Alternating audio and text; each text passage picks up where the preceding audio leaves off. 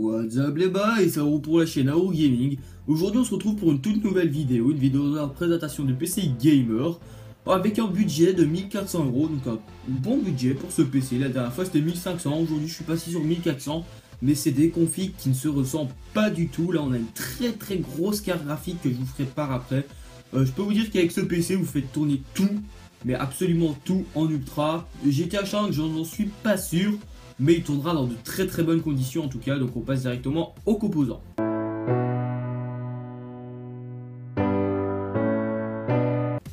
Pour le boîtier, j'ai tout simplement choisi le Corsair Carbide 300R.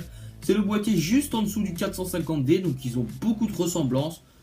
Mais voilà, celui-là est un peu moins cher, tout aussi bien. Pour le type de châssis, c'est tout simplement un type de châssis moyenne tour qui accepte les cartes mères de type ATX et micro ATX. La connectique en façade, on a deux USB de 3.0, une prise jack et une prise micro. Le refroidissement, on a un ventilateur inclus en façade 240 mm et un à l'arrière 220 mm. Donc on a deux ventilateurs, ce qui est suffisant. Supplémentaire, on peut en mettre deux latérales 240 mm et deux en haut 240 mm aussi. Donc voilà, on peut vraiment faire pas mal de choses avec ce boîtier. Moi je le trouve vraiment magnifique.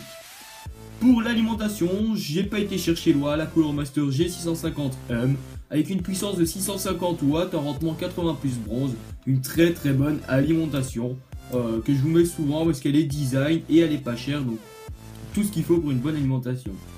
Le Intel Core i5 4690 sera présent dans cette configuration. C'est pas un processeur overclockable, tout simplement j'ai préféré privilégier la carte graphique dans ce PC Gamer, donc c'est avec un socket LGA 1150, une fréquence de 3,5 GHz et en boost 3,9 GHz, le nombre de cœurs 4 et le nombre de threads 4, ce qui nous fait 8 cœurs au total, donc très bon processeur qui fait tourner tous les jeux et beaucoup de logiciels dans de très bonnes conditions. Donc si vous faites du montage, du rendu vidéo, ça tournera dans de très bonnes conditions. Moins bien que i7, mais ça suffira pour faire un peu de montage, un peu de ci, un peu de ça. Pour la carte mère, j'ai choisi un thème bleu pour cette config, je ne vous l'ai pas encore dit. Donc une carte mère bleue, la MSI Z97 PC Mat.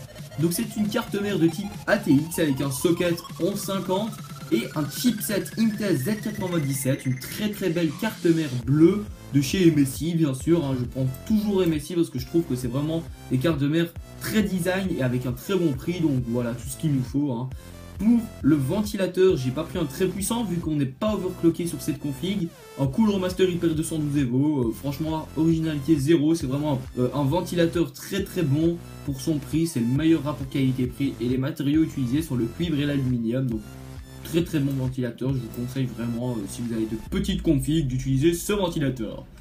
Pour la RAM, j'ai choisi la Kingston HyperX Furies, type de mémoire DDR3, capacité 8 Go, donc pour la capacité 2 x 4 Go en dual channel, la fréquence 1866 MHz, norme PC3 14900 et la case 10, donc très bonne barrette de RAM avec le thème bleu, tout s'accorde, c'est magnifique, c'est génial.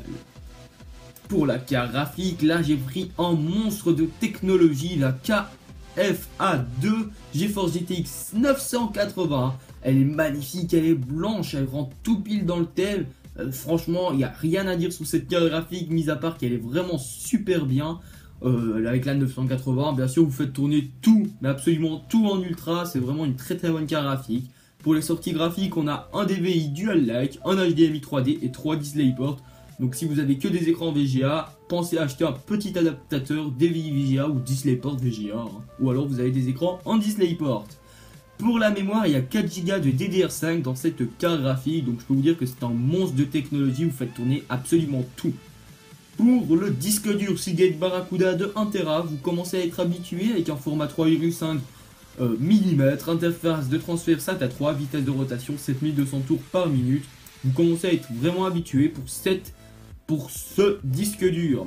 Pour le SSD, Samsung Series 850 Evo, comme le disque dur vous êtes habitué, format 2,5 mm, interface SATA 3 et une capacité de 120 Go. Et pour le lecteur graveur DVD, le LG noir, bon, voilà, c'est le moins cher sur Top Achat. Et franchement, il n'y a pas vraiment besoin d'avoir un hyper puissant vu que c'est simplement pour installer Windows ou quelque chose comme ça, sauf si vous avez des jeux.